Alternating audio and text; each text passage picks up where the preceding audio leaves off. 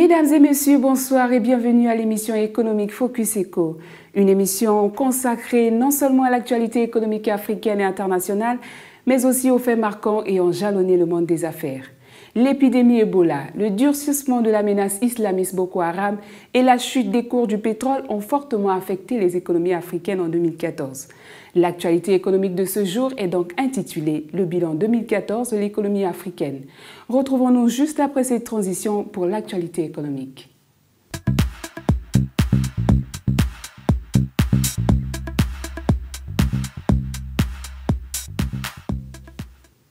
Il est important de se rappeler que le continent a connu sur l'ensemble de l'année écoulée une santé économique presque insolente, loin de la crise européenne et du ralentissement de l'Asie et de nombreux pays émergents.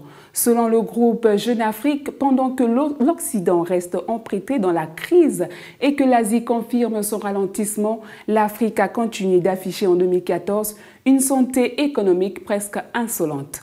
Avec un taux de croissance annuel compris entre 4,8% et 5,1% selon les institutions financières internationales, le continent fait mieux que partout ailleurs, à l'exception de la Chine, et renforce l'image de terre d'opportunité qu'il véhicule ces dernières années auprès des investisseurs du monde entier.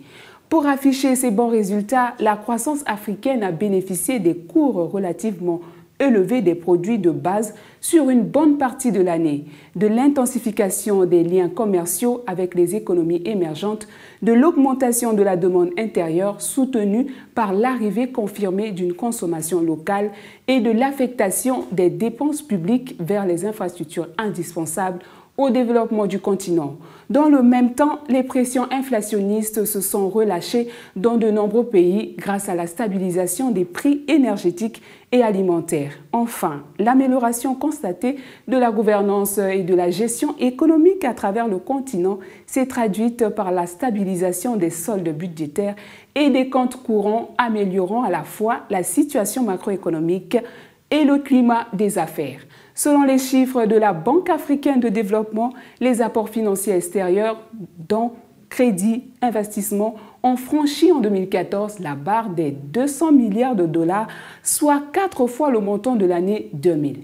Dernier facteur positif pour la croissance africaine, le rebond enregistré par la production agricole dans la plupart des régions suite à des conditions météorologiques globalement favorables. Retrouvons-nous juste après pour quelques brèves économiques.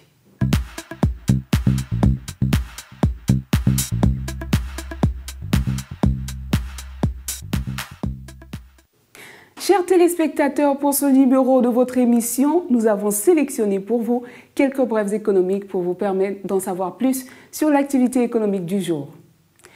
Personnalités qui ont marqué l'année 2014, qu'il s'agisse de patrons charismatiques s'engageant dans la promotion de l'entrepreneuriat, jeunes femmes, hommes d'affaires influents consultés par les dirigeants africains, grands commis de l'État, responsables politiques, nouveaux acteurs de la consommation ou vétérans de la finance, de l'énergie et des télécoms sur le continent.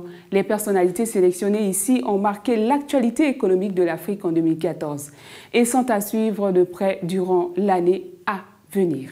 Les 14 événements qui ont marqué l'année 2014. L'année 2014 a été marquée sur le continent par l'irruption de nouveaux acteurs tels que Qatar National Bank et l'opérateur télécom Emirati Etisalat sur les marchés continentaux, la confirmation de l'attractivité de la dette africaine pour les investisseurs internationaux, le développement de nouveaux projets d'infrastructures majeurs, le déclin de champions nationaux, l'émergence du Nigeria comme la première économie de la région ou encore la percée d'Ebola et la chute du pétrole sur les marchés internationaux. Juste après, pour quelques définitions de notions économiques.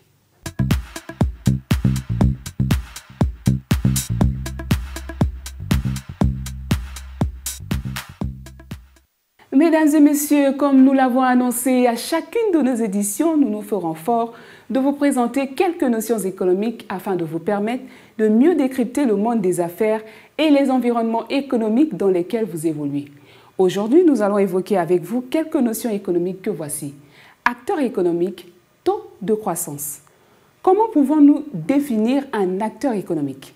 Un acteur économique peut être une très petite entreprise, Une petite et moyenne entreprise, petite et moyenne industrie, un groupe, une multinationale, une profession libérale, un artisan, un commerçant ou encore un agriculteur.